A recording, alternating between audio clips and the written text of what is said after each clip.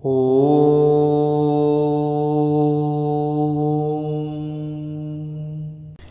सदा सिन्नो सदा सिद्धदानीं नासीतृजो नो योमो परोयत्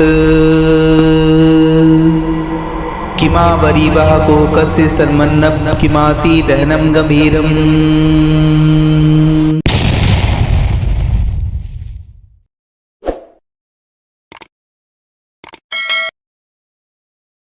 नमस्कार। धर्मगुरुओं का महासंग्राम सत्य की खोज पागल पथिक सीरीज के इस तीसरे एपिसोड में आप सभी का स्वागत है। जैसा कि मैंने पहले एपिसोड में बताया कि इस सीरीज का जो टारगेट है, जो लक्ष्य है, वह आपको इस काबिल बना देना है, इतना एनेबल कर देना है कि आप स्वयं से सर्च कर सकें कि कौन सा धर्म बेस्ट है, कौन सा गुरु बेस्ट है, कैसे उसकी तलाश करेंगे और कौन सा मार्ग बेस्ट है जिससे आप अपने एग्जिस्टेंस को, अपने स्वरूप को पहचान सकेंगे, ईश्वर को पहचान सकेंगे और उस मूलभूत कारण को पहचान सकेंगे जिसकी वजह से हम इस दुनिया में हैं। तो इस चैनल का प्रयास यही है कि आपको वो टार्च, वो प्रकाश उपलब्ध करा देना जिससे आपके आसपास का अंधेरा मिट जाए और आपको सत्य दिखाई दे सके। तो इस चैनल का पुनः मैं निवेदन करूंगा, इस चैनल का जो टारगेट है, जो लक्ष्य है, वो किसी गुरु को नीचा दिखाना है, किसी धर्म को नीचा दिखाना नहीं है, बल्कि आपको एनेबल करना है, इतना पावरफुल बना लेना है, इतना लाइटन कर देना है कि आप स्वयं से ही सत्य को तलाश कर सकें। तो आज के इस एपिसोड में, जो ये तीसरा एपिसोड है, बाकी दो एपिसोड की लिंक मैं शेयर कर दूंगा डिस्क्रिप्शन में। तो ये जो तीसरा एपिसोड है, इसमें हम डिस्कस करने जा रहे हैं 3 गुरुओं के विषय में। एक बहुत महानतम सेट की बात कर रहे हैं, एक महानतम पंथ की बात कर रहे हैं, जो है राधा स्वामी सत्संग व्यास। तो पहला एक हमारा रहेगा राधा स्वामी सत्संग व्यास है, जिसके करोड़ों फॉलोवर्स हैं, आप जानते होंगे इसे। इससे रिलेटेड बहुत सारे लोगों ने प्रश्न पूछे हैं कि आखिर एक प्रश्न है इससे संबंधित, जो प्रश्न है जो दूसरे गुरु हैं उनसे संबंधित है। दूसरे गुरु हमारे हैं संत रामपाल जी, जगत गुरु संत रामपाल जी, जिन्होंने डेरा व्यास के विषय में कुछ कहा और उससे रिलेटेड बहुत सारे प्रश्न, बहुत सारी समस्याएं इसके फॉलोवर्स में आई। लाखों फॉलोवर्स इस दुविधा में कि क्या यह सत्य है जो संत रामपाल जी ने कहा। यह प्रश्न आप सभी जानते होंगे कि उन्होंने क्या कहा है। तो इस पर चर्चा करते हैं, संत रामपाल जी ने क्या कह रहे हैं। संत रामपाल जी कह रहे हैं कि डेरा व्यास के जो 5 नाम हैं, जो गुरु उनके 5 नाम अपने साधकों को दे रहे हैं, वह काल के नाम है, वो भगवान के नाम नहीं है और उससे आपको मोक्ष या मुक्ति की प्राप्ति नहीं होगी, बल्कि आप काल में समा जाएंगे, आप अधोगति को प्राप्त होंगे। ये नाम क्या है? वो कह रहे हैं रणंकार, पहला नाम जो डेरा व्यास आपका दे रहा है, रंकार। दूसरा ओमकार, जिसे वो कह रहे हैं ये चोरी किए गए हैं परमात्मा के नाम से। तीसरा ज्योति निरंजन है, यह भी नाम दिया जाता है सत्संग व्यास के द्वारा, ज्योति निरंजन। और चौथा नाम है सतनाम, और जो परमात्मा का नाम है, और सोहम।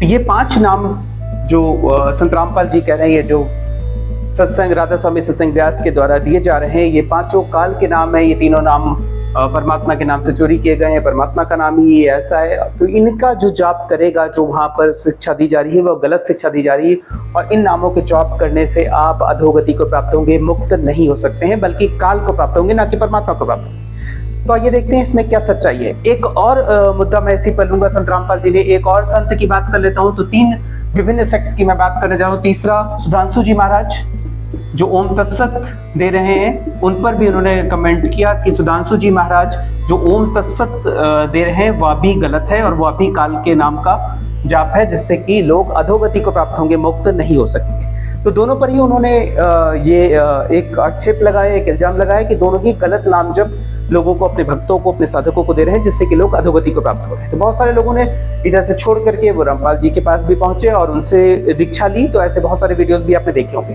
अब इसको हम क्लियर करने की कोशिश करेंगे। मैं तीनों में से किसी को भी गलत नहीं कह रहा हूं, मैं सिर्फ आपको वह टार्च दिखाने की कोशिश कर रहा हूं जिससे आप स्वयं लाइटन हो जाएं, स्वयं देख सकें कि क्या सही है और क्या गलत है। तो इसको क्लियर करने के लिए मैं आपको एक कहानी सुनाना चाहता हूं। ये कहानी है एक डाकू की, जिसका नाम आपने सुना होगा, रत्नाकर। इस डाकू का नाम था रत्नाकर। इसकी कहानी बहुत सारे लोग जानते ही होंगे। रत्नाकर डाकू मैं बहुत डिटेल में नहीं जा रहा हूँ, एक जंगल में रहता था। एक भयानक जंगल में एक दुर्दांत डाकू था जो अपने गिरोह के साथ रहता था और आने जाने वाले सभी लोगों को लूट लेता था। कारण अपने परिवार का भरण पोषण, और कहते हैं वो राजा से बदला लेना चाहता था, शासन से बदला लेना चाहता था कुछ इश्यूज पर। तो बहुत सारी कहानियां हैं, परंतु वह एक दुर्दांत डाकू था जो रास्ते में उस जंगल से जो भी लोग निकलते थे उनको लूट लेता था। सारी सेना परेशान थी, राजा परेशान थे, परंतु उसको पकड़ पाना बहुत ही मुश्किल था। तो इस डाकू को, रत्नाकर को और इसके गिरोह को राजा नहीं पकड़ पाया।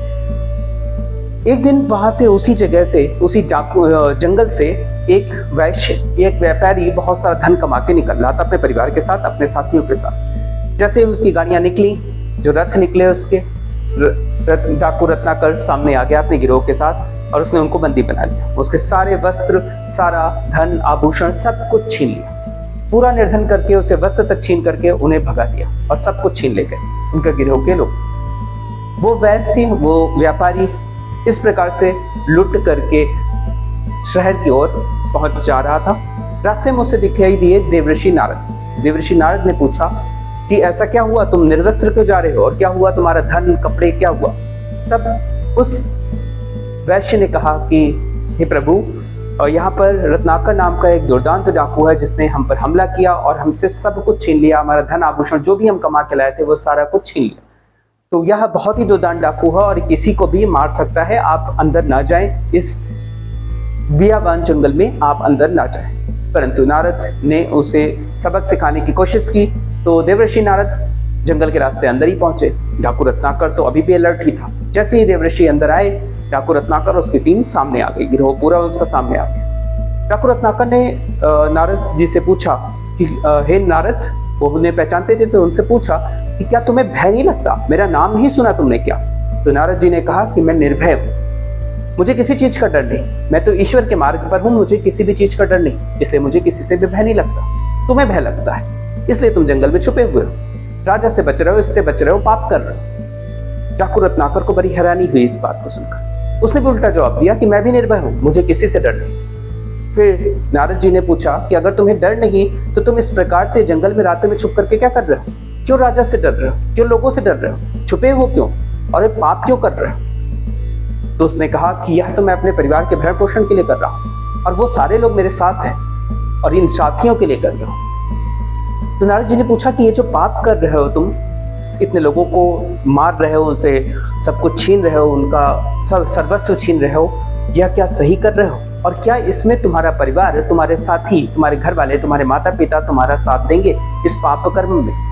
तो उसने कहा सही में करेंगे, अवश्य करेंगे, क्यों नहीं करेंगे, तो मैं उनके लिए ही तो सब कुछ कर रहा हूँ, तो इस पाप में वो मेरे साथ ही हैं और इसका जो भी फल मिलेगा वो मेरे साथ भोगेंगे उससे। नारद जी ने कहा एक बार मुझे संदेह है, तुम अपने पूछ तो लो अपने परिवार से। तो उसने कहा ठीक है, तुम कहते हो तो मैं एक बार पूछ भी लेता हूँ। परंतु जाने के पहले वो जानता था कि नारद जी बड़े चालाक है, तो उसने कहा यह ऋषि बहुत चालाक है। साथियों को अपने इशारा किया कि पहले से बांध दो, तो उन्हें नारद जी को एक पेड़ में बांध दिया मोटी मोटी रस्सियों से। इसके बाद वो अपने घर पहुंच गया। घर पहुंचा तो अपने पहले पिता और माता से पूछा कि माँ पिता, जो मैं ये डाकू बना हूँ और लोगों को मार पीट रहा हूँ, उनसे सब कुछ सामान छीन रहा हूँ, तो ये जो पाप, ये जो कर्म कर रहा हूँ, ये पाप है, इस पाप का जो फल मिलेगा उसमें क्या आप मेरे साथ हैं? तो माता पिता ने कहा कि हाँ बेटा, हम तुम्हारे हर कंडीशन में तुम्हारे साथ हैं, परंतु जो तुम पाप कर्म कर रहे हो वह तो तुम कर रहे हो, तो उसका फल तो तुम्हें ही मिलेगा, ना कि हमें उसका फल नहीं मिलेगा और ना हम इसमें तुम्हारे साथ। फिर उसने अपनी पत्नी से पूछा, तो पत्नी ने कहा कि मैं स्वामी तुम्हारे दुख सुख की साथी हूँ, परंतु जो तुम पाप कर्म कर रहे हो उसमें मैं तुम्हारे साथ नहीं। बच्चों ने भी ऐसे ही जवाब दिया। उसका माथा ठनका, बुद्धि पलटी और वो दौड़ते हुए आया और नारद जी के पैरों में गिर गया। उन्हें खोला और उनके पैरों में गिर गया और उनसे कहा स्वामी आप सही कहते थे, कोई भी परिवार का सदस्य मेरे पाप कर्म में मेरा साथी नहीं, किसी ने भी मेरा साथ देने का साहस नहीं किया, सबने मना कर दिया। मैं क्या करूं, मैं बर्बाद हो गया, मैंने अपना पूरा जीवन व्यर्थ कर दिया, नष्ट कर दिया अपना जीवन। नारद जी जैसा ऋषि दयालु होते हैं, वो प्रसन्न हुए और उन्होंने कहा तुम इस पाप कर्म को छोड़ो, इस पाप कर्म से मुक्ति पाने के लिए मैं तुम्हें एक मंत्र देता हूँ, एक नाम देता हूँ, जिसको लेकर तुम मुक्त हो जाओ और ये कोई पाप कर्म तुम्हें नहीं लगेगा। तो उन्होंने उनसे प्रार्थना की कि वह नाम दे। तो नारद जी ने उन्हें नाम दिया भगवान श्री राम का राम नाम और उनसे कहा तुम इसका जाप प्रारंभ करो। अब यहाँ से कहानी में ट्विस्ट है जो मैं आपको समझाना चाह रहा हूँ। आपने सुना भी होगा, कहा जाता है कि जब उन्होंने वो इतना अधोगति को प्राप्त हो चुके थे, इतना दुर्दान डाकू इतने पाप कर चुके थे कि राम राम कहना शुरू किया, तो डाकू रत्नाकर राम राम नहीं कह सका। तो नारद जी ने उसे सलाह दी, राम राम नहीं कह पा रहे हो तो तुम मरा मरा करो। ऐसा कहते हैं कि उसने मरा मरा का जाप प्रारंभ किया, मरा मरा मरा मरा, तो राम प्रारंभ हो। तो मरा का जाप कर करके वह इतना तल्लीन हो गया उसमें, उसने अपना सब कुछ लगा दिया, जो मैं बार बार कह रहा हूँ, उसने अपना 100% अपना सर्वस्व समर्पण कर दिया इस नाम में, उस भक्ति में, प्रभु की भक्ति में, प्रभु की भक्ति में पूरी तरीके से विलीन हो गया, डूब गया। तो भगवान श्री राम स्वयं प्रकट हुए और डाकू रत्नाकर को दर्शन दिया, और उनकी प्रेरणा से ही डाकू रत्नाकर ने का नाम परिवर्तित हो गया, सब कुछ परिवर्तित हो गया, और डाकू रत्नाकर ने वह महानतम ग्रंथ की रचना की जो भारतवर्ष का क्या दुनिया का सबसे महानतम ग्रंथ कहा जा सकता है, रामायण, जिसकी आज भी हम जो पढ़ते रहते हैं लगातार। रामायण की रचना की यह कहानी थी वाल्मीकि जी की, जो पहले डाकू रत्नाकर थे, परंतु एक नाम के प्रभाव से, और नाम क्या उन्होंने प्रारंभ किया लेना, जो कहा जाता है मरा मरा से प्रारंभ किया, और इस नाम को लेते लेते भगवान श्री राम प्रकट हो गए और उन्हें दर्शन दिया। क्योंकि भगवान भावनाओं को देख रहे थे, भगवान नाम जप को नहीं देख रहे थे, भगवान देख रहे थे भावना।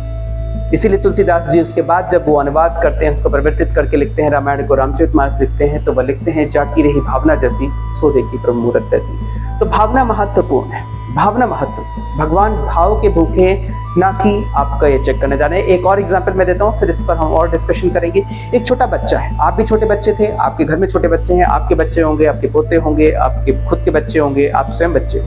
एक छोटे बच्चे को भूख लगी, 1 साल का बच्चा है, 6 महीने का बच्चा है। क्या छोटे बच्चे को कोई भाषा पता है?